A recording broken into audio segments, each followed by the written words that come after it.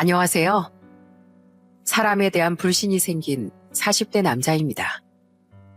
스스로를 가장 괴롭게 만드는 일 중 하나는 바로 남을 믿지 못하는 것이라더군요. 쉽게 남을 믿지 못하고 의심하게 되면 그만큼 사람은 정신적으로 피폐해지고 외로워지기 마련이니까요.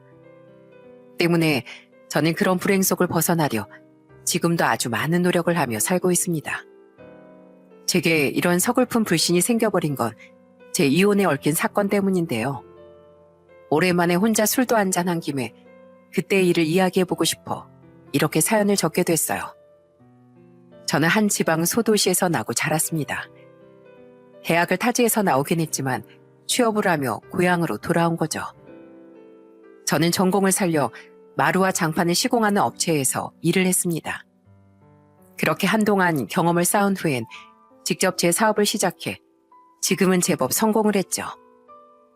그렇게 일만 하고 살던 지역에 시청 공무원으로 일하던 1년 동네 후배에게 같은 시청 공무원이던 아내를 소개받았습니다. 형님, 드디어 어린 시절 형님께 받은 은혜를 제가 갚을 날이 왔습니다. 은혜? 무슨 은혜? 에이, 다 아시잖아요. 제가 형님한테 얼마나 고마워하며 살았는지요. 만약 형님이 아니었으면 전 학창시절 내내 삥이나 뜯기며 힘들게 살았을 거예요. 그 후배 태환인 어릴 적부터 비리비리하고 약해서 무시를 많이 받던 애였습니다. 제가 후배 어릴 적부터 친했던 건 아니에요. 어릴 적엔 그냥 숫기 없는 동네 동생 정도로만 생각했죠. 그러다 중학교 3학년 때 집에 가던 제가 동급생 애들에게 괴롭힘을 당하고 있던 후배를 발견한 겁니다. 야, 니들 뭐야? 왜 내 동생을 괴롭혀? 어디 나한테 인생교육 한번 받아볼래?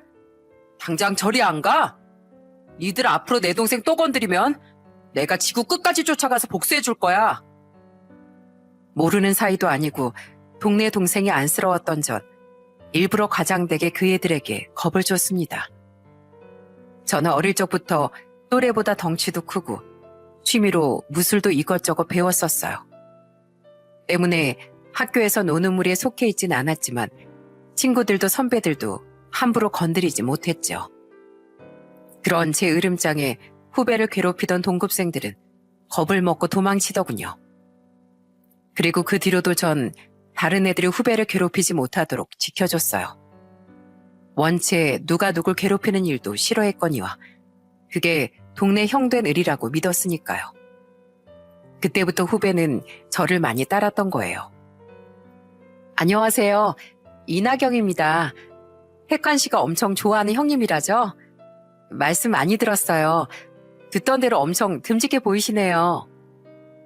후배는 일밖에 몰라 주위에 여자가 없던 제게 은혜를 갚겠다는 말로 소개팅을 주선해 준 겁니다.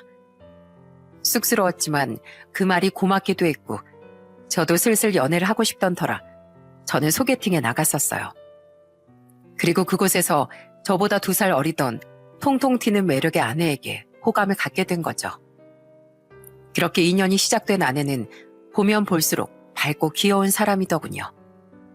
우린 2년의 연애 후 제 나이 30대 중반에 웨딩 마치를 올리게 됐습니다. 고맙다 태환아.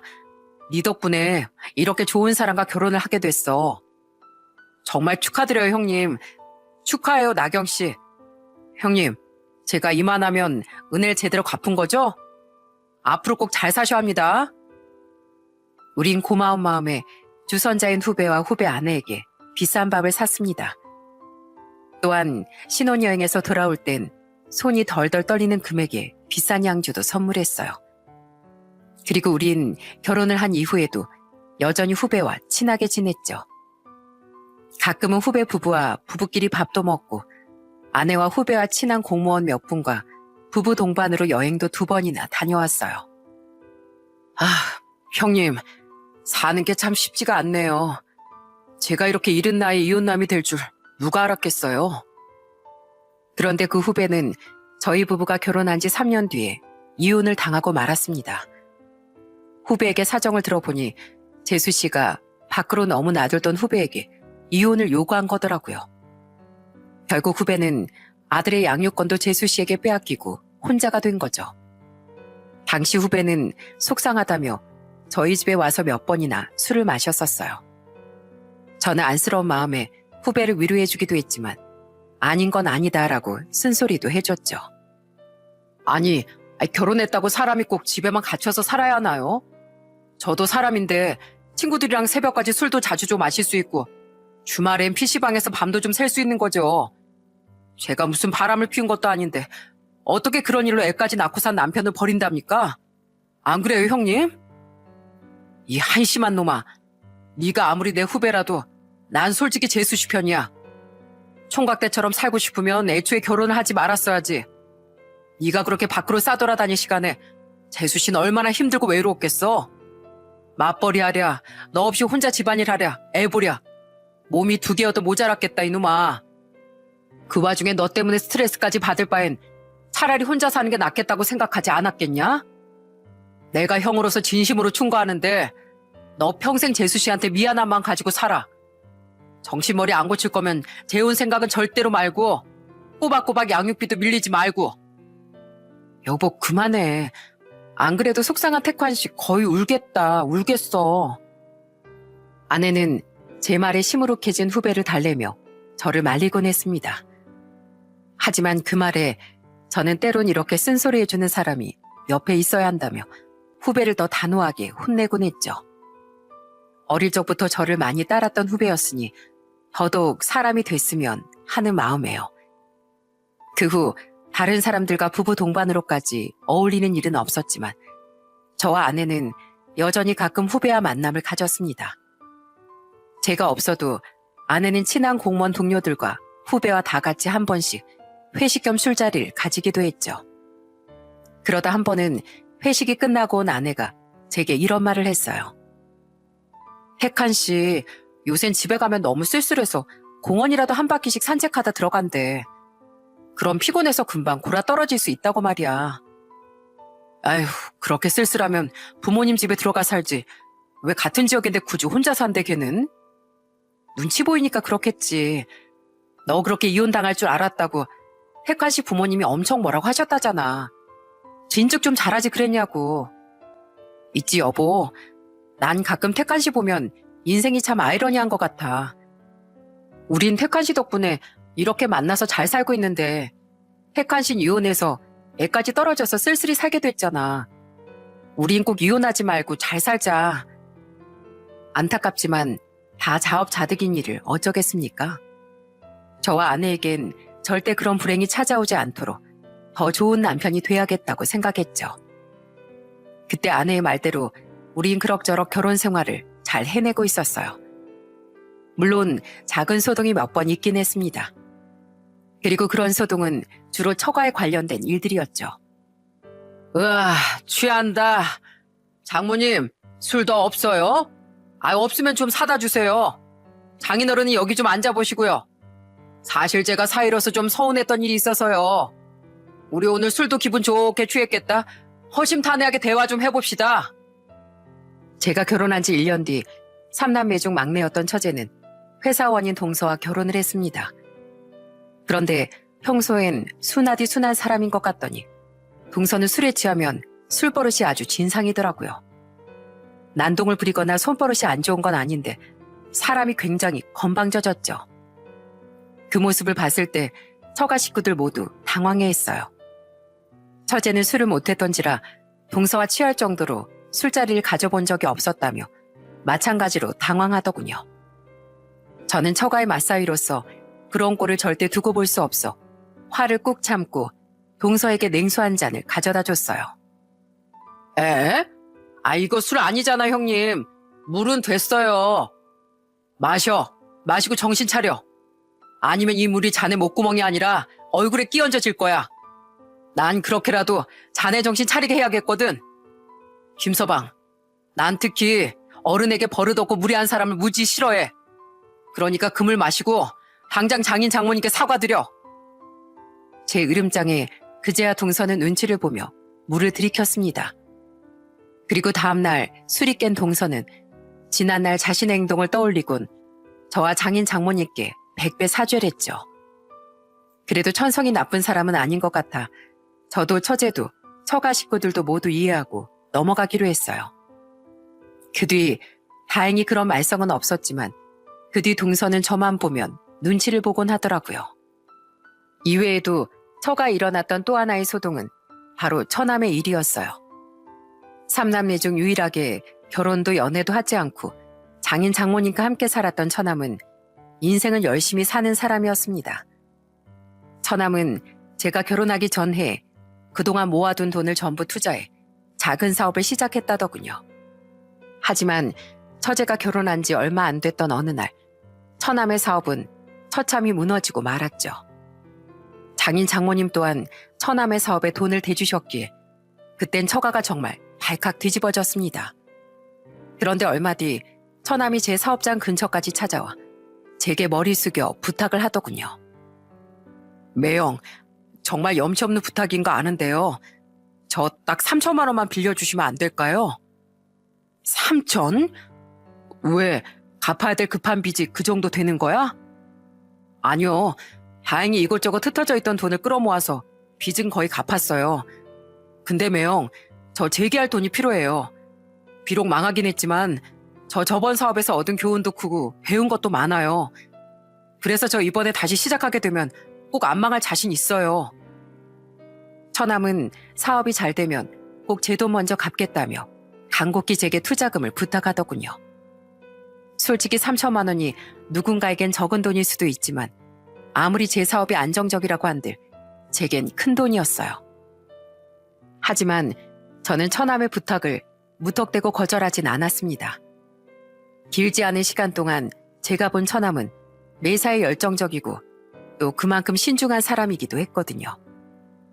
게다가 끈기도 대단한 사람인 것 같기에 저는 우선 처남의 계획을 경청해보기로 했죠. 그리고 처남의 이야기를 모두 들은 전 아내와 상의 후 처남에게 돈을 빌려주기로 했습니다. 감사해요, 매영. 저 이 은혜 절대 잊지 않고 꼭 갚을게요. 그 일로 처남뿐 아니라 아내와 장인 장모님도 제게 무척 고마워했어요.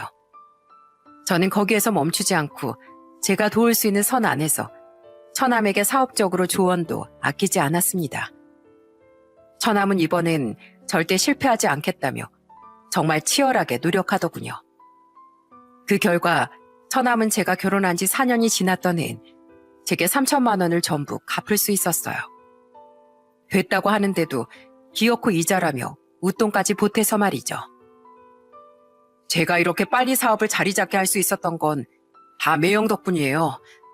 매영한테 고마워서라도 빨리 돈을 갚고 싶어서 저 진짜 이악 물고 노력했거든요.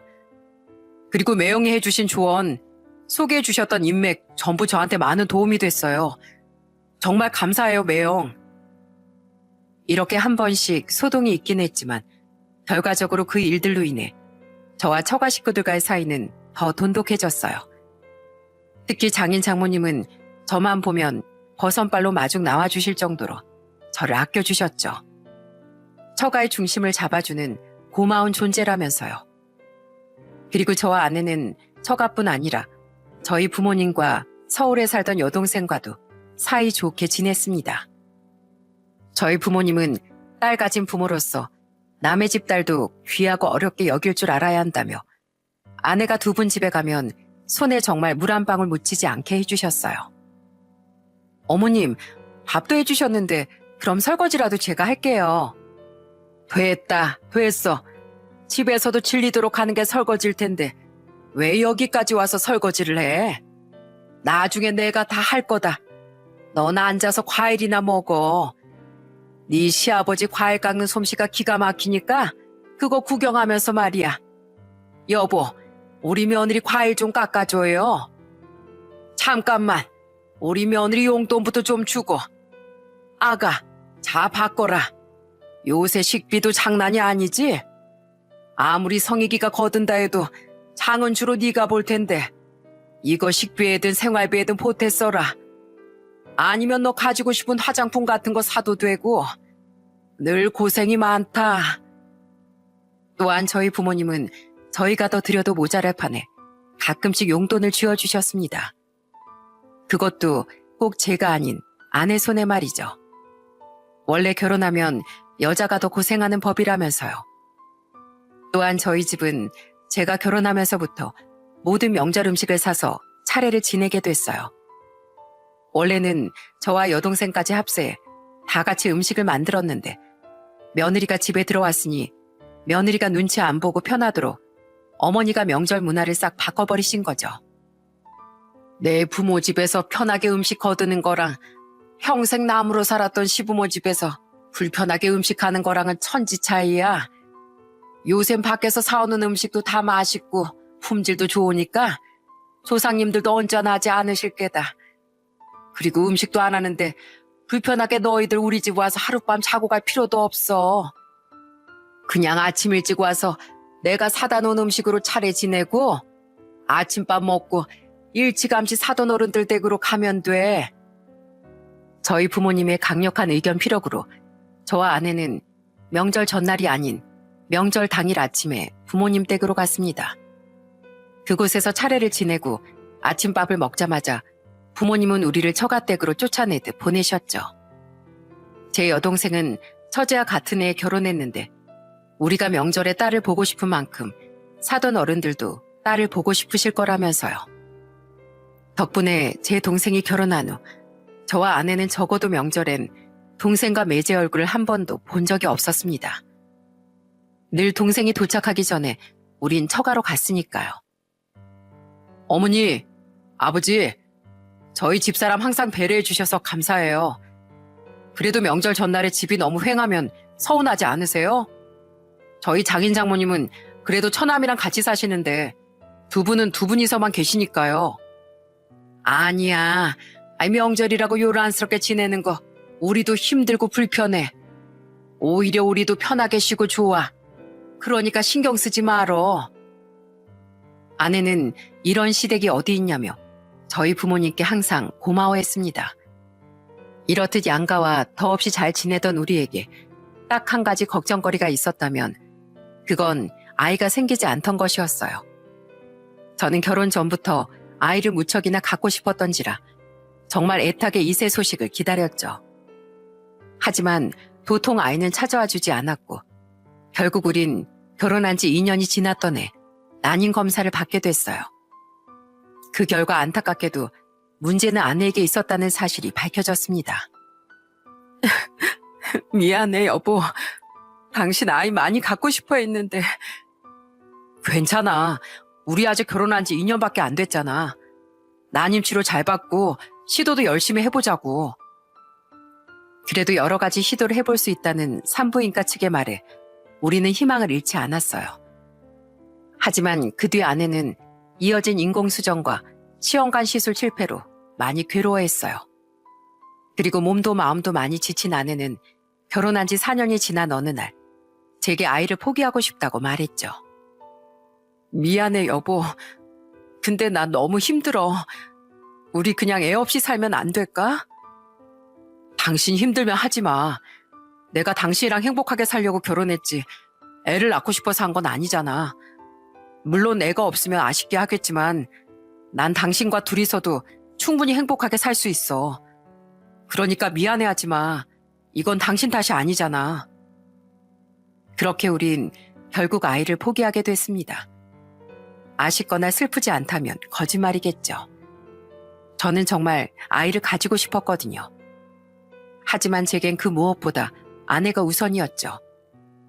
우린 그동안 내심 아이를 기다리던 양가 부모님께 아내의 불임 사실을 숨겨왔었어요. 하지만 더 이상 양가 부모님이 기다리시지 않게끔 우린 사실대로 모든 걸 말씀드리기로 했죠.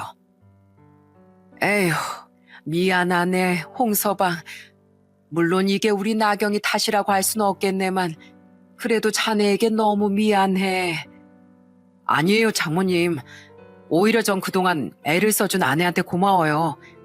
그러니까 저한테 미안해하지 마세요. 아내는 자신의 입으로 장인 장모님께 자신의 불임 사실을 알렸습니다. 반면 아내는 저희 부모님께는 자신 때문에 아이를 낳을 수 없게 됐다는 얘기를 하고 싶어 하지 않더라고요. 그럼 차라리 아무 말도 드리지 말자고 하니 그건 또 싫다고 하지 않겠어요? 계속 두 분이 기대하시는 게 뻔히 눈에 보이는데 어떻게 그걸 계속 모른 척을 해. 그냥 당신 쪽 문제라고 말해주면 안 돼? 나 두 분께 너무 면목이 없어서 그래. 크게 어려울 것도 없는 일이다 싶었습니다. 저희 부모님이 아무리 좋은 분들이라고 해도 아내가 불편하다면 그 정도야 당연히 대신 해줄 수 있었죠.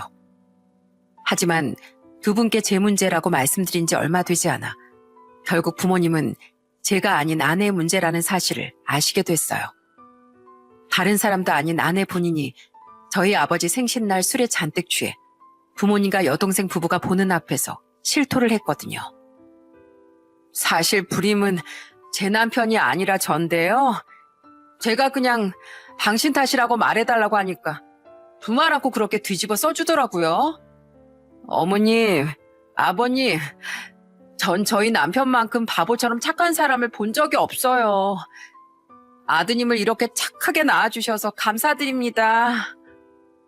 황급히 아내의 입을 막았지만 이미 저희 부모님과 여동생 부부의 입은 떡 벌어진 후였어요. 그런 사실도 모르고 술에 취한 아내는 곧장 제품에서 골아 떨어지고 말았죠. 그리고 다음날 술에서 깬 아내는 전날 일을 모두 기억하곤 좌절을 하더군요. 어머님, 아버님, 저 어제 일 다 기억해요.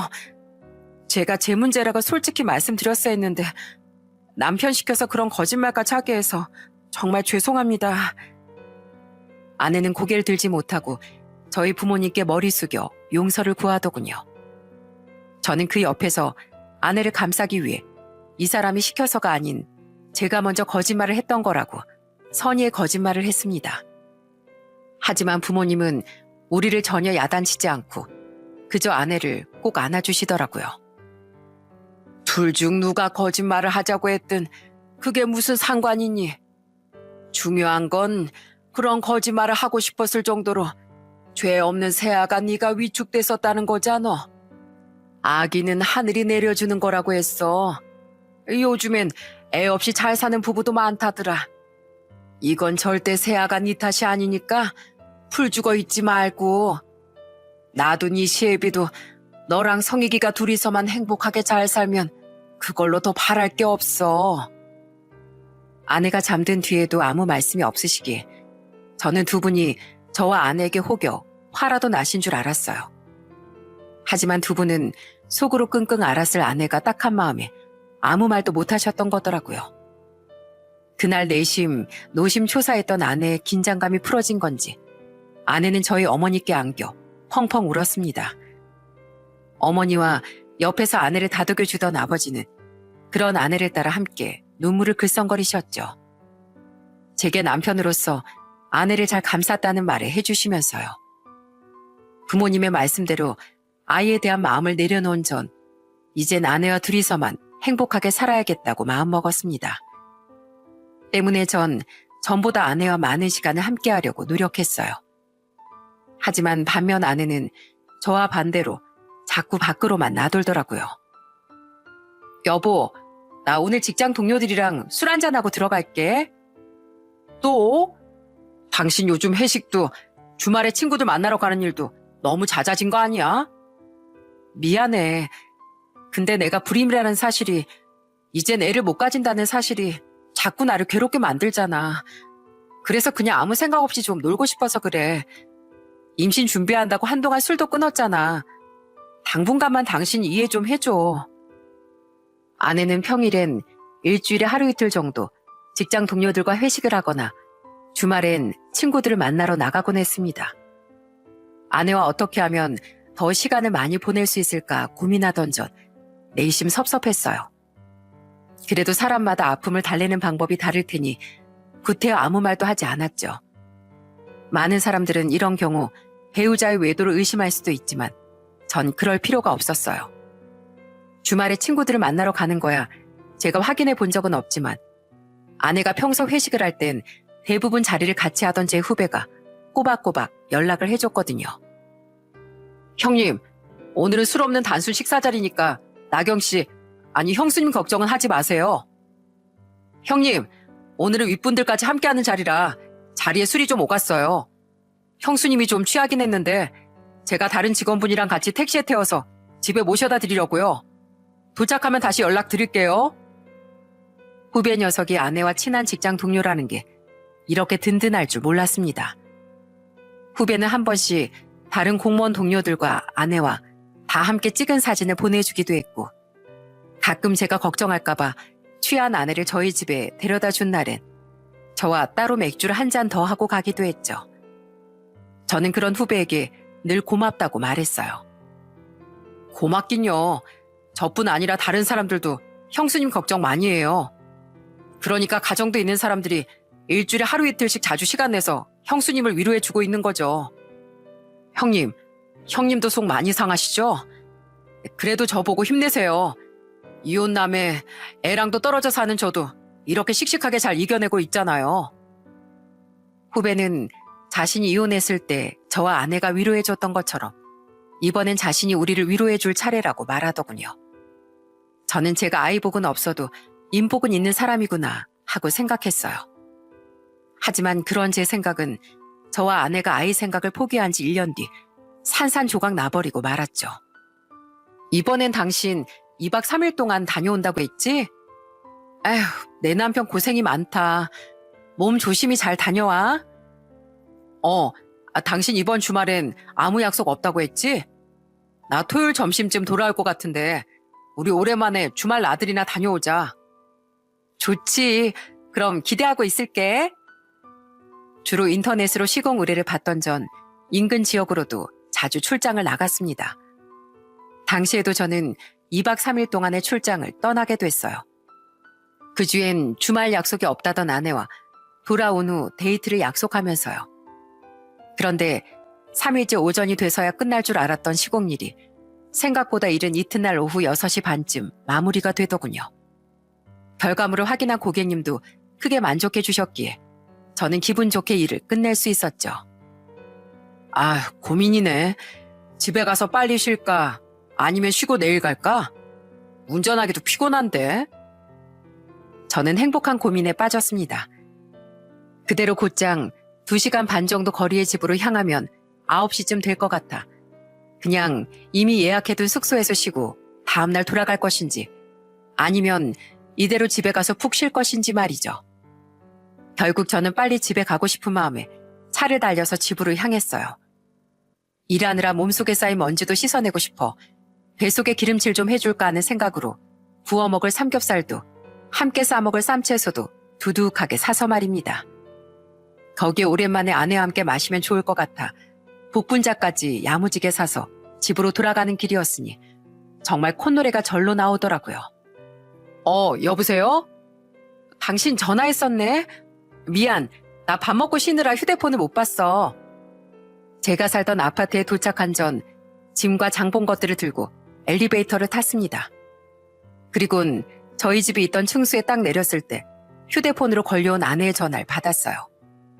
집으로 출발하기 전 저는 일찍 돌아가게 됐다는 말과 함께 야식으로 삼겹살을 구워 먹자는 말을 하려고 아내에게 전화를 했었습니다. 하지만 아내가 전화를 받지 않아 그냥 알아서 장을 본 뒤 집으로 향했던 거예요. 저는 집으로 걸음을 옮기며 아내에게 집에 거의 다 도착했다는 말을 했어요. 밥을 이제 먹었어? 나 당신이랑 같이 먹으려고 삼겹살 사왔는데. 뭐? 당신 출장 내일 끝난다며. 일이 좀 일찍 끝났어. 그래서 같이 삼겹살 구워 먹자고 하려고 전화했더니만 당신이 안 받길래 내가 그냥 알아서 사왔지. 나 엘리베이터 타고 다 올라왔어. 이제 집 들어간다. 뭐? 지금 집 앞이라고?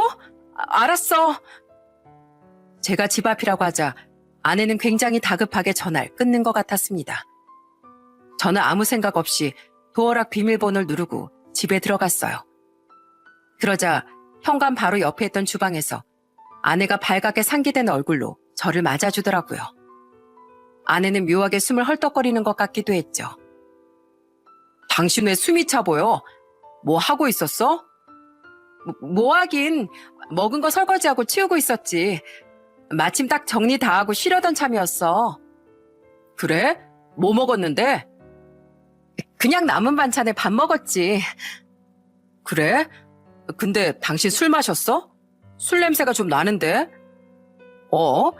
저거 회 포장해서 주는 물고기 모양 스티로폼 접시 아니야. 당신 회사다 먹었어? 방금 전엔 그냥 반찬에 밥 먹었다며.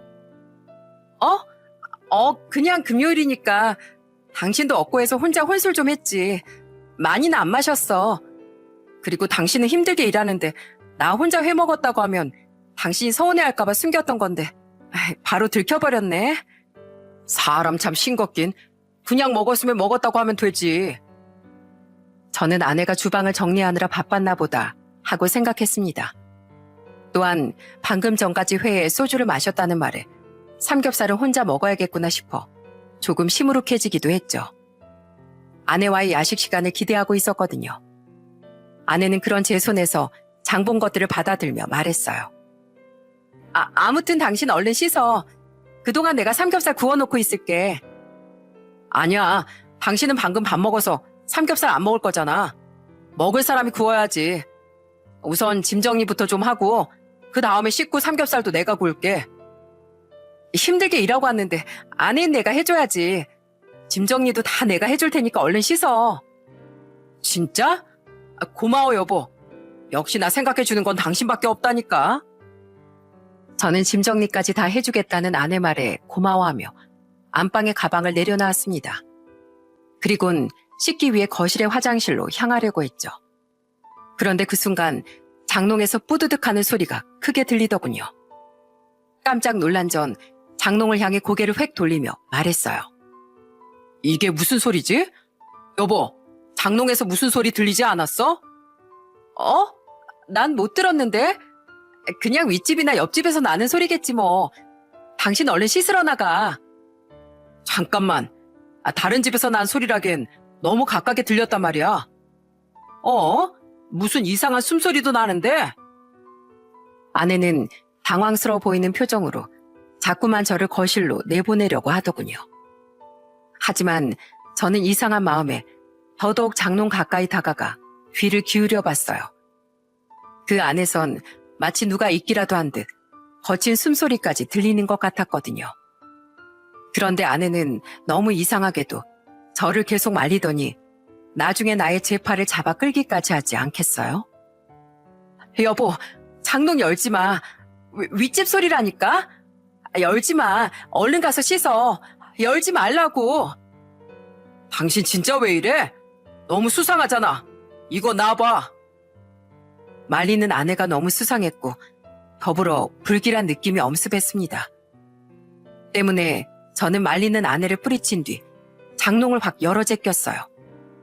그리고 그 안에 있던 광경을 보고 입을 틀어막았습니다. 형님. 장롱 안에 웬 남자가 볼썽사납게 쭈그리고 앉아있더군요. 그 옆엔 그 사람의 거신 듯한 옷가지와 신발이 나뒹굴고 있었죠. 그리고 그 볼썽사나운 남자의 정체는 저와 아내를 소개시켜줬던 바로 그 사람, 후배 태환이었어요. 상상도 하지 못한 그 최악의 광경에 저는 맥이 탁 풀렸습니다. 그리고 그 다음엔 분노가 밀려오더라고요. 저는 무지하게 겁에 질린 표정의 후배에게 이글거리는 목소리로 물었어요. 넌 나도 없는 내 집에서 난닝구만 입고 왜 그러고 있냐? 그게요, 형님. 빼도 박도 못할 그 진실 내가 얘기해줘? 너 내 마누라랑 언제부터 바람났냐? 멸치 자식아, 당장 거기서 기어 나와! 저는 말도 제대로 못하고 겁에 질려있던 그놈을 보고 의심이 확신으로 단번에 바뀌었던 거예요. 제 아내와 그놈은 더럽게도 둘이 눈이 맞았던 겁니다. 순간 제 머릿속에 그동안 제 아내를 챙겨주고 저를 안심시켜준답시고 제게 연락을 해왔던 그놈의 행동이 스쳐 지나갔어요. 그 모든 일이 내 아내와의 외도를 감추기 위한 쇼였나 싶어 더더욱 배신감이 치밀었죠. 저는 우선 증거를 남겨놔야겠다 싶어 얼른 휴대폰을 꺼내 영상 촬영을 시작했어요. 그리곤 여전히 장롱에서 나오지 않고 제 눈치만 보던 그놈을 끌어냈죠. 더러운 것들이 지금 내 집에서 뭘 한 거야? 당신 이 상황에 대해 당장 설명해. 내 집에서 무슨 더러운 짓거리를 벌였어? 여보, 우선 그 휴대폰 좀 내려놓고 내 말 좀 들어봐. 아내는 옆에서 어찌할 바를 모르고 발을 동동 굴렸습니다. 그 사이 그놈은 제 손에 들린 휴대폰을 노리고 와락 달려들더라고요. 하지만 저는 가볍게 그놈을 피한 뒤 그놈의 뒤통수를 팍 내리쳐서 무릎 꿇려버렸습니다.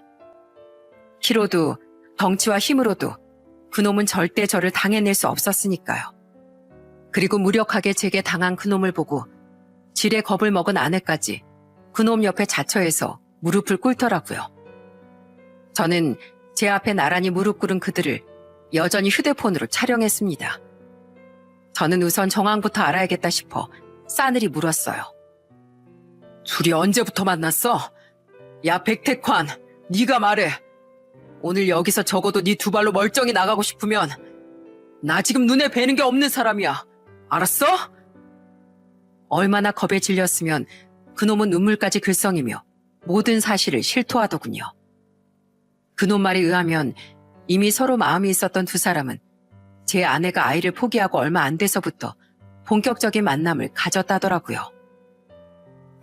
그런데 솔직히 제가 형수님한테 마음이 있던 건 사실이었지만 그래도 형님을 생각해서 꾹 참았었어요. 그런데 그때 형수님이 절 먼저 대놓고 꼬셨어요. 자기는 어차피 애 못 갖는 몸이니까 들킬 염려 없이 안심하고 만나도 된다고요. 솔직히 그런 말에 마음 있는 여자한테 안 넘어갈 남자가 몇이나 됐겠어요. 야 백태환, 너 나한테만 그렇게 뒤집어 씌울래? 아니야 여보, 이 인간이 나 먼저 꼬셨어. 그래, 내가 불임에 대한 아픔 때문에 이 사람한테 위로받다가 마음이 생긴 건 맞아. 근데 이 사람이 먼저 서로 아픔 있는 사람끼리 그렇게 위로해주는 것도 좋겠다는 식으로 나한테 흘렸다니까? 난 그 말에 대해 대답을 해줬던 것뿐이야. 그리고 난 그냥 심심풀이로 만난 거지만 이 사람 사실 완전 악질이야. 당신이 이 사람 이혼했을 때 쓴소리 좀 했잖아. 거기에 대해 사실 앙심을 품고 있었대. 그런데 나랑 바람 피우면서 그 보복을 하는 것 같아서 내심 좋다고까지 했다니까? 이 사람 당신에 대한 앙심 때문에 날 꼬셨던 거야. 그러는 넌 평소에 당신 남동생 도와준 일로 맨날 자기가 옳은 척 잘난 척 하는 게 꼴보기 싫었다고 형님을 이런 식으로라도 코를 납작하게 만들어주고 싶다고 했잖아. 그런 주제 지금 누구한테 뒤집어 씌우면서 자긴 빠져나가려는 거야? 형님, 이 여자 완전 배은망덕한 여자예요. 형님 완전 속고 사신 거라니까요? 형님은 진짜 이런 여자랑 애가 안 생긴 게 천운이었던 거예요. 그런데 이것들이 지켜보고 있자니 자기만 살겠다고 제 앞에서 서로를 헐뜯는 게 아니겠어요? 그 헐뜯는다는 내용이 얼마나 기가 막히던지요. 이 둘이 방금 전까지 제가 가장 사랑했던 아내와 가장 믿었던 동생이라는 사실이 믿기지가 않았죠. 제가 왜 그렇게 큰 배신감에 휩싸여 이젠 타인을 잘 믿지 못하는 지경에까지 이르렀는지 여러분도 이제 좀 아시겠죠? 그들은 제가 호의로 했던 모든 행동을 속으로 난이꼽게 여기고 있었던 겁니다. 그 와중에 저에 대한 의리를 저버리고 욕망에까지 충실했던 그 둘을 보니 아주 구역질이 나더라고요. 저는 더 이상 그 모습을 보고 싶지 않아 소리를 빽 하고 질렀습니다. 알 건 다 알았으니까 그만해 이 더러운 것들아. 그래서 만난 지 거의 1년이 다 됐고 나 출장 간 사이에 내 집에서 오붓하게 회랑 소주까지 먹었다 이거지? 그건 여보, 내가 진짜 잘못했어. 솔직히 평일에도 주말에 친구들 만난다고 했을 때도 대부분 태관 씨 만난 건 사실이야. 하지만 진짜 회식했을 때도 있었어. 태관 씨가 사진도 보내줬었잖아. 맞아요 형님. 다 거짓말은 아니었어요. 시끄러워. 지금 그게 중요해? 이것들이 어디서 말장난하고 있어? 그리고 백태환, 너는 내 마누라랑 실컷 놀아난 뒤에 감히 내 집에 와서 나랑 맥주까지 또 마시고 간 거지? 감히 날 그렇게 농락해? 너희 둘 다 잘 들어.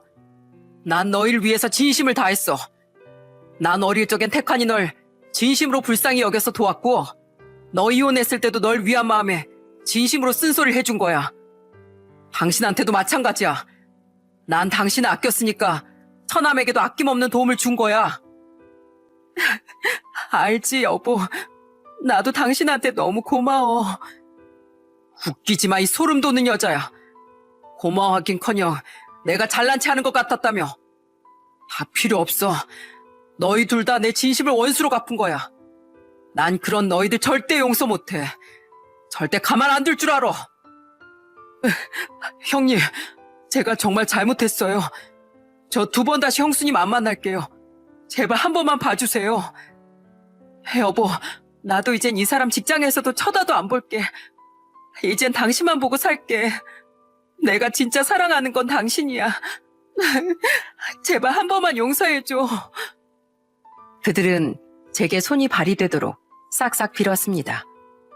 하지만 저는 그들에게 싸늘히 말했죠.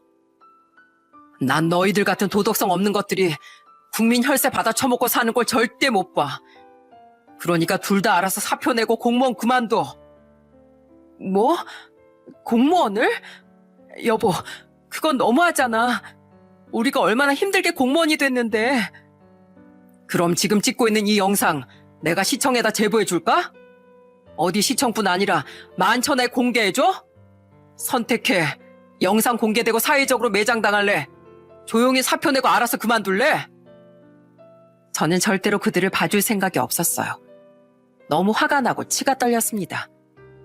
하지만 내 손을 댈 가치도 없는 두 연놈에게 물리적 복수를 하는 것보다 사회적으로 보복해주는 게 날 위해서도 이 사회를 위해서도 나은 길이다 생각해 그런 말을 했던 거예요. 제 충격적인 말에 그들은 알았다는 대답은 못하고 연신 싹싹 빌기만 했습니다. 하지만 저는 더 이상 용서해달라는 말을 듣기도 싫다며 우선 괘씸한 그놈부터 옷과 신발을 들려 쫓아내버렸죠. 그놈은 옷도 신발도 제대로 입지 못하고 처량하게 집 밖으로 쫓겨나야 했어요.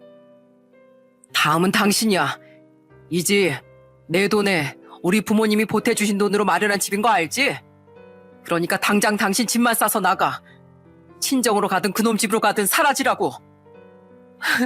여보, 제발. 내가 친정에 어떻게 가. 나 바람 피워서 당신한테 쫓겨난 거 알면 아빠한테 얻어 터질 수도 있어. 제발 그랬으면 좋겠네. 다 자업자득이야. 당신이 당신 발로 안 나간다고 하면 나 처가 식구들한테 이 영상 보낼까?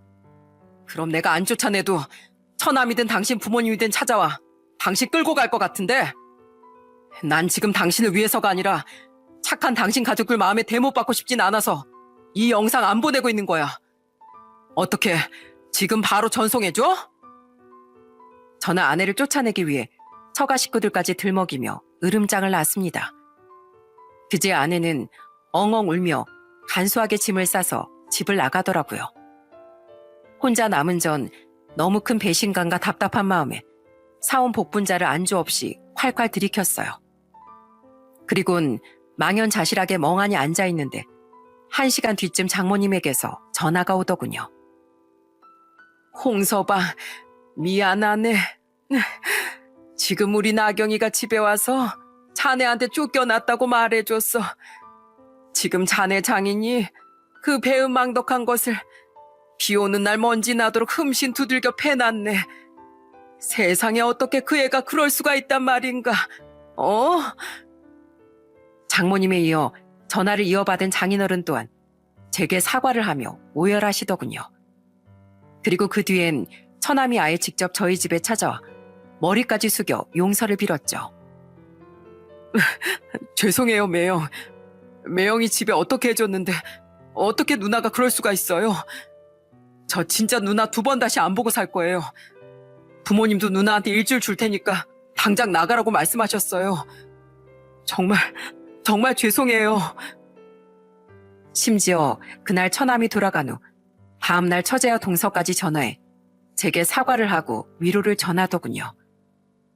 저는 그런 그들에게 괜찮다는 말도 아니면 원망의 말도 할 수가 없어 그저 덤덤히 작별 인사를 건넸죠. 정말 결혼 후 5년이 넘게 최선을 다했던 그 시간들이 너무 허무하더라고요. 이후 정말 처가에서 쫓겨나기 전 아내는 저희 부모님까지 찾아가 애원을 했던 모양입니다. 어머니께 그 말을 듣고 정말 기겁을 했어요. 어머니는 화를 꾹꾹 눌러 담은 목소리로 아내를 집에 들이지도 않고 쫓아냈다고 말씀하셨죠. 뻔뻔하게도 널 설득해달라길래 내 집에 있던 팥을 들고 나와서 뿌려버렸다. 네가 귀신이라도 씌인 게 아니고서야 이렇게 모렴치 할 수가 없다면서 말이야. 괘씸한 거 내가 그렇게 잘해줬는데 감히 내 아들을 배신해? 시원하게 잘 내쫓았다. 절대 받아주지 마. 버텨봐야 소용없다는 걸 드디어 깨달은 아내는 엉엉 울며 이혼할 수밖에 없었습니다. 또한 끝까지 공직을 그만두지 않으려던 두 연놈은 딱 하루 주겠다는 제 으름장에 결국 사표를 내야 했어요. 왜 그 영상을 시청에 제보하지 않았냐며 저를 바보 같다고 말하실 분이 있을지도 모르겠습니다. 하지만 저는 아내에게 했던 말처럼 죄 없는 그들의 가족만큼은 지켜주고 싶었어요. 그 후배의 부모님도 참 좋은 분들이었거든요. 워낙 좁은 지역이다 보니 소문이 퍼지면 가족들도 분명 상처를 입을 게 뻔했으니까요.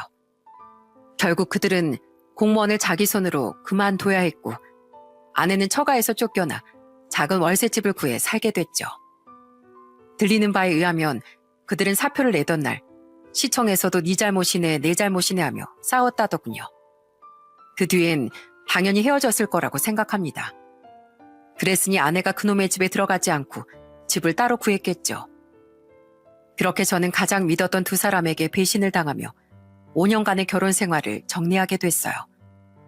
그렇게 끝이 난 줄 알았지만 저만 입을 다물고 있는다고 해서 그들의 추악한 진실이 잠잠해지진 않았습니다.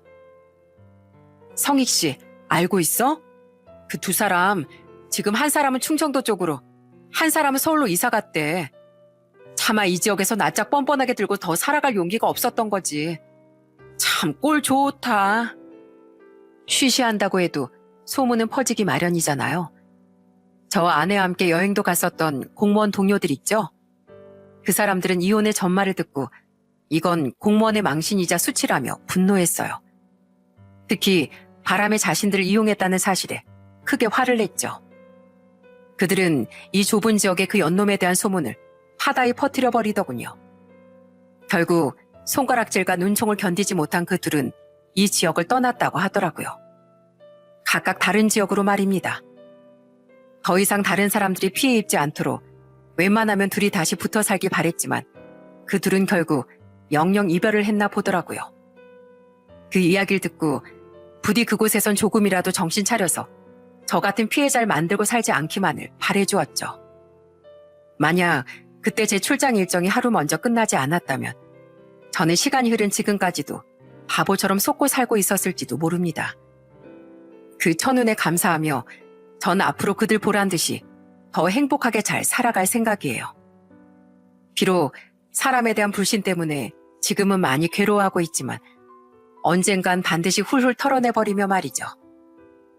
결혼이란 일륜지 대사라고 불릴 만큼 사람의 인생에서 아주 중요한 행사입니다.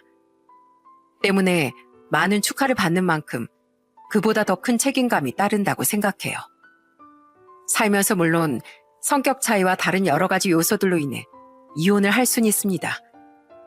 하지만 적어도 부부라는 법적 관계로 묶여있는 동안은 의리를 지키는 게 맞지 않을까요?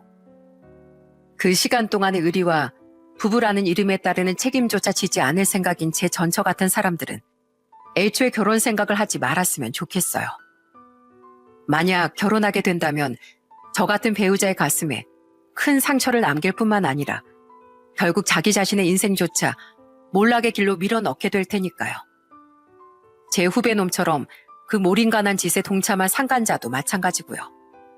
제발 이 사회의 구성원으로 태어났으면 적어도 사회적 동물로서 기본적인 도리와 염치 정도는 모두 지키고 살아갔으면 합니다. 그럼 저는 이만 넋두리를 마치고 다시 일상으로 돌아가 보겠습니다. 여기까지 들어주신 분들 모두에게 감사드려요.